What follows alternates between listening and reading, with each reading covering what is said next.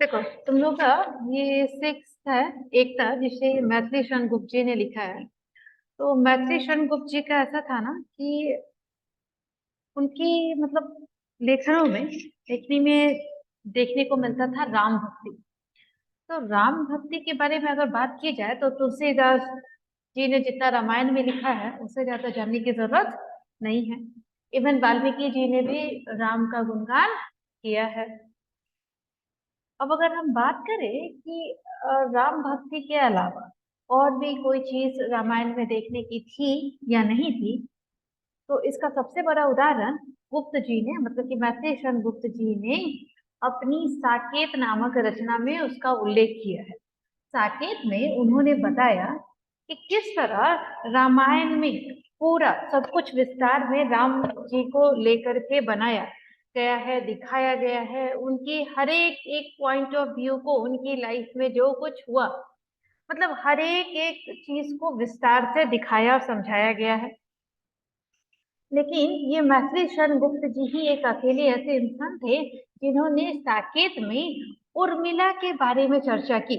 कहने का मतलब जिस तरह राम जी अपनी पत्नी सीता जी के साथ वनवास गए, उनके साथ लक्ष्मण जी भी गए थे। ठीक है।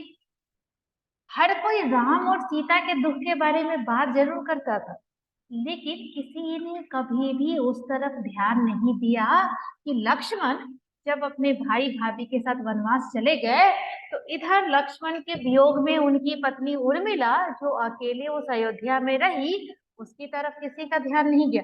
उसके त्याग को कभी भी दिखाया नहीं गया।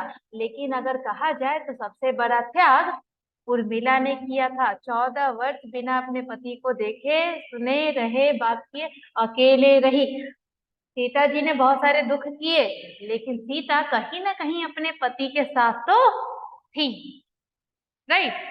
तो उस साकेत में जो उर्मिला का विवरण किया गया, उसकी वजह से मैथिली शरण गुप्त जी को बहुत ख्याति, बहुत प्रसिद्धि मिली कि उन्होंने उस एक पार्ट को, उस रूप को ऐसे दिखाया जिसकी तरफ सबका ध्यान गया, जो हर कोई नहीं देख पा रहा था कि उर्मिला का त्याग कितना बड़ा है। अब देखो, अब बात करते हैं आगे कि इन्होंने ये एकता, ऐसा नहीं था कि ये सिर्फ राम भक्ति के बारे में ही लिखते थे। ठीक है। इनका था कि जैसे कहते हैं ना कि एक राइटर सिर्फ एक ही चीजों को देख करके नहीं लिखता है, उसके पीछे उसकी बहुत सारी चीजें होती हैं। वो कभी जैसे महादेवी वर्मा के बारे में हम लोग क्या सोचते हैं, हम लोग सोचते हैं कि सिर्फ वो एनिमल्स के बारे में लिखा करती थी, पशु पक्षी के बारे में लिखा करती थी, बर्ड्स के बारे में। लेकिन उनका एक हम लोगों ने पीयू में पढ़ा था ना, अधिकार, वो भी कविता, उसमें फूल के बारे में भी उन्होंने लिख डाला। तो लेखक का मतलब ही होता है किसी भी चीज को लेकर के आपके सामने प्रस्तुत कर देना। अब इस गुप्त जी का जन्म जो था चिरगांव मतलब कि झांसी, यूपी में हुआ था। और ये ना मतलब बहुत ही अच्छे छायावाद में भी इनकी गिनती होती थी, रहस्यवाद में भी। और इस पोयम में मतलब कि एकता, तो एकता का मतलब होता है यूनिटी। तो यूनिटी के बारे में इन्होंने देश के बारे में कहना चाहा है कि देश का हाल आज के समय में कैसा हो गया है और कैसा हो रहा है। अगर देश की बात करें तो एक ही चीज निकलती है, सेकुलरिज्म। राइट। उसको लेकर के ना देश में बहुत बड़े बड़े क्या भेदभाव हो रहे हैं। लोग धर्म के नाम पर एक दूसरे के बीच भेदभाव बढ़ा रहे हैं, एक दूसरे को बांट रहे हैं, एक दूसरे के बीच लड़ाई झगड़े हो रहे हैं। तो चलो हम देखते हैं। आओ मिले सब देश बांधव, हार बनकर देश की, साधक बने सब प्रेम से, सुख शांति में उद्देश्य की। क्या सांप्रदायिक भेद से है ऐक्य मिट सकता हो, बनती नहीं क्या एक माला विविध सुमनों की कहो। रखो परस्पर मेल बंध से छोड़कर अविवेकता, मन का मिलन ही मिलन है, होती उसी से एकता। ये बोलते हैं कि मैं बोलता हूँ, अरे देशवासी, सारे बंधुओं, हम सब इसी देश में रहने वाले एक देशवासी हैं, तो हम क्यों एक दूसरे के बीच बंधुओं जैसा भाईचारा बनाकर क्यों नहीं रह सकते, मतलब कि ब्रदरहुड। अगर हम चाहे तो ये देश हमारे लिए जिस तरह एक है, तो हम सब भी एक है। जिस तरह एक साधक साधना करता रहता है, साधना का मतलब क्या होता है, किसी चीज को लेकर के उसमें लीन हो जाना, just like a devotee kind of. जैसे हम मेडिटेशन करते हैं, साधना इस क्या है, मेडिटेशन है, तो उसमें क्या दिखाया जाता है कि आप हर चीजों को भूल करके एक तरफ कॉन्सेंट्रेट कर रहे हो। तो हमारी साधना, हम प्रेम को साधना बना करके, और चाहे कि देश में शांति बनी रहे, हमारा ऑब्जेक्टिव है पीस रखना। तो अगर वो ऑब्जेक्टिव हम सबके जीवन का अगर ऑब्जेक्टिव वो प्यार हो जाए, तो हम इस देश में शांति और प्यार जरूर ला सकते हैं। क्या सांप्रदायिक भेद हैं, और ये जो भेदभाव हम जो बात करते हैं ना सेकुलरिज्म की, आपका धर्म मेरा धर्म, हिंदू मुसलमान सिख ईसाई, ये सारी चीजें को छोड़ दीजिए एक तरफ। आप समझिए, आप इंसान, हम सब एक है। अगर ये चीज हम हटा दें, तो हम सब एक बन सकते हैं। बनती नहीं क्या एक माला विविध सुमनों की, कहो। जैसे अगर बात हम जैसे करते हैं ना कि लाइक एक माला, फूलों का हार जब हम बनाते हैं, तो क्या देखा है कि अगर किसी एक माला में सिर्फ एक ही तरह के फूल लगे होते हैं, वैसा भी माला होता है सिर्फ एक ही फूल का। लेकिन दुनिया में न जाने कितने सारे ऐसे फ्लावर हैं जिनको एक साथ पिरो करके भी तरह तरह डिजाइन दे करके एक माला बनाई जाती है। तो इस दुनिया में सोचो ना कि उसी फूल की तरह हम ना सब एक दूसरे से अलग है, लेकिन सब मिल करके एक माला बना सकते हैं। तो हम भी चाहे तो उसी एक माले की तरह बन सकते हैं, एक सर्कल, एक श्रृंखला बना सकते हैं एक दूसरे को लेकर के। रखो परस्पर मेल मन से छोड़कर अविवेकता, मन का मिलन ही मिलन है, होती उसी से एकता। एक दूसरे के साथ एक ऐसी बॉन्डिंग बनाने की कोशिश करो। अपना ये विवेक, विवेक का मतलब क्या होता है, आपकी बुद्धि, अपनी इस बुद्धि को जगाओ, सोचो समझो कि जैसे, हाँ हम लोगों ने पीयू में पढ़ा था ना, वो नाव वाला, कि नाव किस तरह नदी से तालमेल बना करके उसी नदी में चलती रहती है, लेकिन जैसे ही अगर नदी और नाव का बैलेंस बिगड़ा, वो नाव उसी पानी में डूब जाएगी। तो हम इंसान जब एक नाव नदी के साथ बैलेंस बना करके चल सकती है, तो हम इंसान इस लाइफ में, इस दुनिया में क्यों नहीं एक दूसरे के साथ मिल करके बैलेंस बना करके चल सकते हैं। तो यही जीवन की सच्चाई है।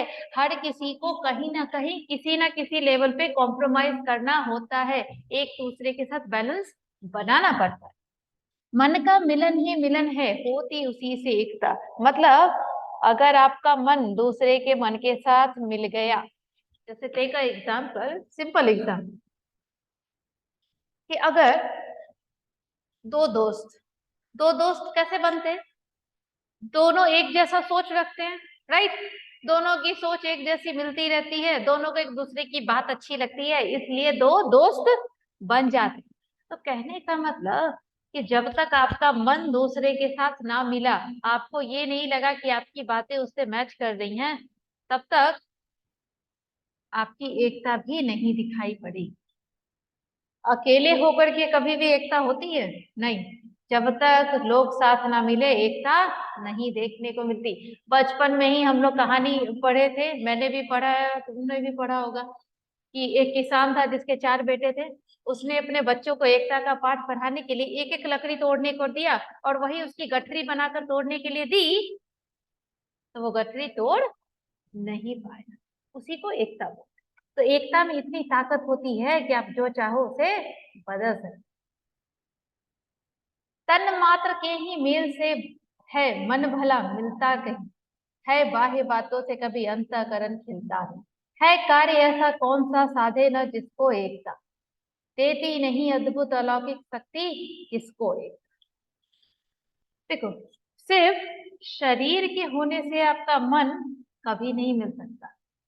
हम जिसे बात करते हैं ना, फिजिकली और मेंटली, दोनों चीजों में अंतर होती है। फिजिकली आप कैसे भी देखो, उससे कोई फर्क नहीं पड़ता। आपकी सोच, आपका मन, आपका विचार दूसरे के साथ मेल खाना चाहिए। बाहरी बातों को सुन करके आपका मन खुश होता है, दुख होता है, ये आपके ऊपर डिपेंड करता है। कौन सी बातें आपके लिए हैं, कौन सी बातें आपके मन को खिला सकती हैं, कौन सी बातें आपके मन को मुरझा सकती हैं, ये आपको पता है कार्य ऐसा कौन सा साधे न जिसको एक। ये वाला तुलसीदास के दोहे में हमने पढ़ा था ना, एक कार्य करे एक साधे तो सब साधे। कहने का मतलब कि जब इंसान ना, मतलब इंसान को काम ऐसा करना चाहिए कि उसका फायदा बहुत सारे लोगों को हो।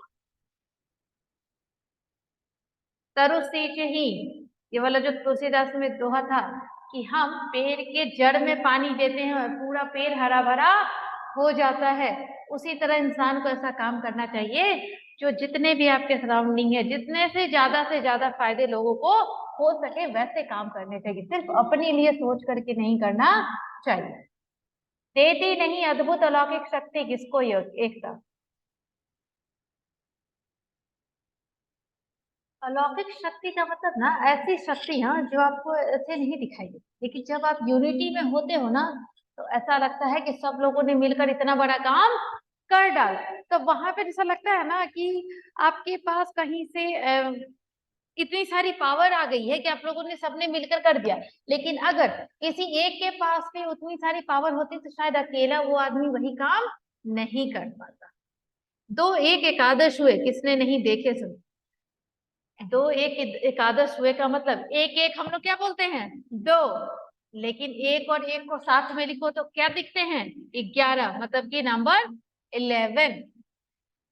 तो वही आपका 10 गुना हो जाता है, राइट। हाँ, शून्य के भी योग से अंक होते 10 गुना, ये भी बात सही है। अगर जीरो ऐसे लिखो तो जीरो की कोई आइडेंटिटी नहीं है, लेकिन वही एक जीरो किसी डिजिट के बाद लिखते चले जाओ उसकी वैल्यू बढ़ती चली जाए, राइट। प्रत्येक जन को बंधु अपना जानो। और अगर जिस दिन तुमने मान लिया कि इस पर देशवासी जितने भी लोग हैं, जितने भी जन हैं, सब आपके अपने बंधु भाई हैं, उस दिन ये देश प्रगति करने से कोई रोक नहीं पाएगा। सब दुख अपने बंधुओं को आप अपना मान लो, सब दुख यूं बटकर घटेगा, सौख्य पावेंगे सभी। सबके दुख को अगर आपने अपना भी दुख मान लिया ना तो वो दुख घटने लगेगा, क्योंकि दुख बांटने से कम होता है, ठीक है। और खुशी बांटने से खुशी बढ़ती है। हाँ, शोक में भी सांत्वना के गीत गावेंगे सभी। और जिस जिसको दुख, आप सबको अपना भाई मान करके अगर अपना दुख बताओगे तो सभी उसके लिए आपके साथ प्रार्थना करेंगे कि आपका दुख कम हो जाए। अनुदारता दर्शन हमारे, दूर सब अविवेक हो। मतलब एक दूसरे के दर्शन करके, एक दूसरे के साथ मिलके बड़े ही उदार भाव से बन के, सबके बुद्धि विवेक के साथ हम कुछ अच्छा सोच सकते हैं। जितने अधिक हो तन भले हैं, मन हमारे एक हो। हमारे शरीर अलग अलग है लेकिन मन हमारा एक होना चाहिए, तभी हम उस लेवल का सोच पाएंगे। आचार में कुछ भेद हो पर प्रेम हो व्यवहार में। हमारे विचार में शायद कुछ ना, मतलब भेद आ सकता है कि तुम थोड़ा अलग सोच रहे हो, मैं थोड़ा अलग सोच रहा हूँ, लेकिन हमारा व्यवहार ना प्यार वाला ही दिखना चाहिए उसके साथ। ये नहीं कि तुम्हारा बात गलत है तो हम बड़े ही एंग्री बर्ड बन गए और एक दूसरे के साथ लड़ाई झगड़ा शुरू कर दिया। देखिए हमें फिर कौन सुख मिलता नहीं संसार, और फिर देखिए कि आपको इस संसार में कौन से सुख नहीं मिलते हैं। भगवान कहते हैं स्वयं ही भेद भावों को तजे, है रूप मेरा ही मुझे जो सर्वभूतों में भजे। भगवान कहते हैं खुद ही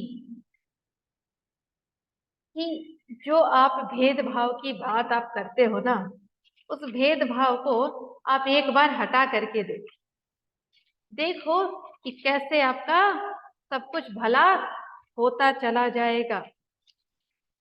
भेदभाव इंसान को बांट के रख दिया है आज के टाइम में। है रूप मेरा ही मुझे जो सर्वभूतों भजे, लेकिन वो सारे रूप मेरे ही हैं जो आप सबने बांट रखे हैं। जैसे हम जो बोलते हैं ना, हिंदू मुस्लिम सिख ईसाई, तो भगवान तो एक ही है, हम इंसानों ने ही ये सब कुछ करके रखा है। जिस तरह अगर किसी का भी हाथ कटने पर सबका ब्लड रेड ही आता है क्या कि मेरा रेड आ रहा है तुम्हारा ब्लैक निकलेगा? ऐसा तो नहीं होता, सबके ब्लड रेड ही हैं। भगवान एक ही, सबका धर्म एक ही सिखाता है कि अपने धर्म पर विश्वास रखो, सच्चाई ईमानदारी और ह्यूमैनिटी के साथ जियो। चाहे कोई भी धर्म हो, कोई भी धर्म कभी किसी को गलत चीज नहीं सिखाता। जो जानता सब में मुझे, सबको मुझी में जानता। जो मुझे जानता है मैं भी उन सबको जानता हूँ। है मानता मुझको वही, मैं भी उसी को मानता। जो मुझे मानता है मैं भी उसी को मानता हूँ। तो ये था एकता। कहने का मतलब यही है कि अगर आपने एकता का भाव पढ़ लिया, एकता को समझ लिया, तो आपकी सबसे बड़ी जीत यही होगी इस दुनिया में, क्योंकि हम सब एक हैं, कोई किसी से अलग नहीं है। ये पता है, इस पोयम से 10 मार्क्स का 12 मार्क्स का क्वेश्चन आ सकता है कि एकता, मैथिली शरण गुप्त जी के एकता पाठ को अपने शब्दों में विस्तार से लिखिए या एकता का वर्णन कीजिए। ओके, जस्ट लाइक अ, मतलब like you will get like a essay type question, so you have to write it. ठीक है, this is the like important question from this point.